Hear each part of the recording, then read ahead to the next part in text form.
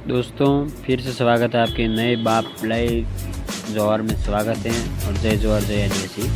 आप सभी जानते हैं अभी हाल ही में चुनाव हुए थे लोकसभा में, उसमें विधायक प्रत्याशी थावरचंद ने जीत हासिल की और आज विधानसभा में उनको पहली बार बोलने का मौका मिला। उन्होंने बेझिझक होते हुए अपनी बातें रखी। अगर किसानों को लेकर, युवाओं को लेकर, बेरोजगार युवाओं को लेकर जो पढ़ाई लिखाई करें उनको आप निम्न बातों का ध्यान रखते हुए आदिवासियों के साथ आज जो हो रहे अन्याय के खिलाफ उन्होंने रखी अपनी विधानसभा निम्न बातें। तो जैसे विधानसभा क्षेत्र आजपुर से भी उमेश दामोद ने और 84 विधायक राजकुमार रोत ने भी अपने क्षेत्र की 80 मूलभूत सुविधाओं को निम्न बातों में कहा और अपने क्षेत्र की बेरोजगार युवाओं, किसानों, दलित, आदिवासी सभी के साथ अन्याय हो रहे के खिलाफ में आवाज उठाई। मुझे लगता है कि कहीं न कहीं आदिवासियों को लेकर दोनों ही सरकारों को सोचना चाहिए। मैं एक किसान का बेटा हूं, मैं न पक्ष की बुराई करूंगा न विपक्ष करूंगा। शायद मैं यहां खड़ा हूं, मेरे पिता भी खेत में होंगे। आज दक्षिणी राजस्थान के आदिवासियों की हालत क्या है उस पर चर्चा होनी चाहिए। जहां के किसान जो अन्न उगा के मेहनत करके, मेहनत के पसीने से अन्न उगाकर पूरे देश का पेट भरते हैं, वही किसान खाद बीज के लिए 4-4 दिन तक लाइनों में लगते हैं और रोते हैं, गिरते हैं, पड़ते हैं। उन किसानों के साथ में खाद बीज के लिए सबसे बड़ा कालाबाजारी होती है। उसके लिए कभी कोई आगे चलकर ये आवाज नहीं उठाते।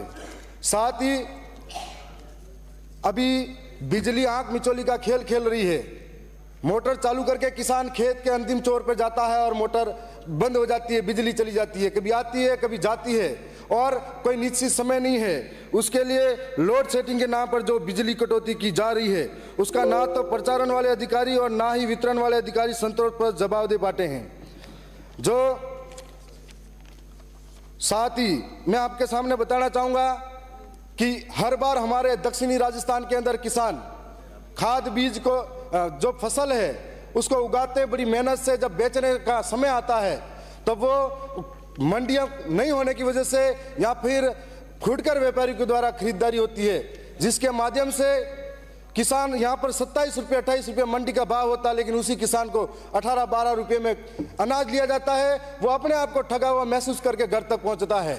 मैं दूसरी और बात कहना चाहूँगा कि ये जो पूरे 5 साल के अंदर पेपर लीक और पेपर रद्द, ये शब्द सबसे ज्यादा अगर किसी को दर्द हुआ होगा मेरे जैसे नौजवान ने झेला होगा, दक्षिणी राजस्थान के नौजवान ने झेला होगा। हम लोग आज जोधपुर और जयपुर के अंदर कोचिंग करने आते हैं तो हमारी पीड़ा ये है कि हम लोग खेत गिरवे रख के आते हैं, माँ के गहने गिरवे रख के आते हैं और हम लोग यहाँ पर पढ़ने आते हैं, 3-3 महीने तैयारी करते हैं, ब्याज में पैसा लेकर आते हैं। जब हमारे लोगों के साथ में पेपर लीक या फिर पेपर रद्द होता है तब हमको लगता है सीने पे कि सामने वाले का गला दबा दे या फिर उसकी गर्दन पकड़ ले। ऐसे लोगों के लिए फांसी का प्रावधान होना चाहिए। हमारे लोगों के आज भी खेत गिरवे पड़े हुए हैं। यह बात हम लोग कहना चाहते हैं कि आज ये सरकार से भी उम्मीद है कि आने वाले समय में पेपर लीक जैसा शब्द और पेपर रद्द जैसा शब्द हमारे सामने नहीं आए। मैं दक्षिणी राजस्थान के उस इलाके से आता हूं जहां पर विद्यालय तो हैं लेकिन स्टाफ की कमी है, बच्चे पढ़ाने वाला कोई नहीं है। हम लोग इस पीड़ा को समझते हैं कि वहां पर हम लोग मुकाबला करते हैं तो कैसे मुकाबला कर सकते हैं सीकर, जयपुर जैसे सिटी में रहने वाले बच्चों का। माननीय अध्यक्ष महोदय, एक तरफ समाप्त करें। माननीय अध्यक्ष महोदय, मैं पहली बार बोलने खड़ा हुआ, थोड़ा आपका संरक्षण चाहूंगा। जितना है उतना ही उनकी पार्टी की व्यवस्था है, आप बिराजे।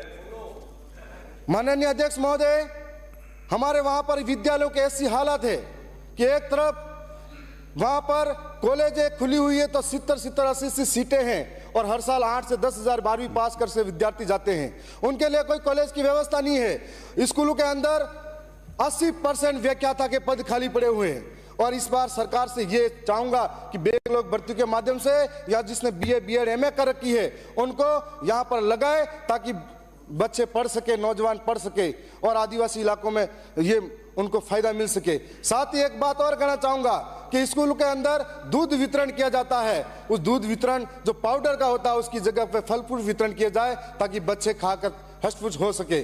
और आप सब ने मुझे टाइम दिया, मैं उसके लिए आपका धन्यवाद करता हूं। मैं एक और पीड़ा है जो पूरे राजस्थान के नौजवानों की है कि भर्ती के अंदर 40% का जो क्राइटेरिया लगा रखा है।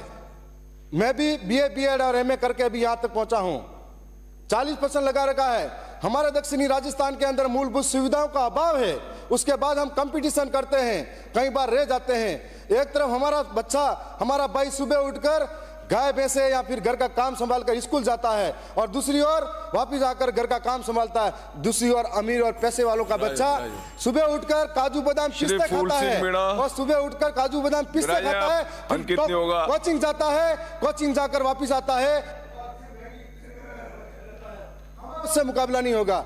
धन्यवाद स्पीकर महोदय। श्री छगन सिंह राजपुरोहित। धन्यवाद सभापति महोदय।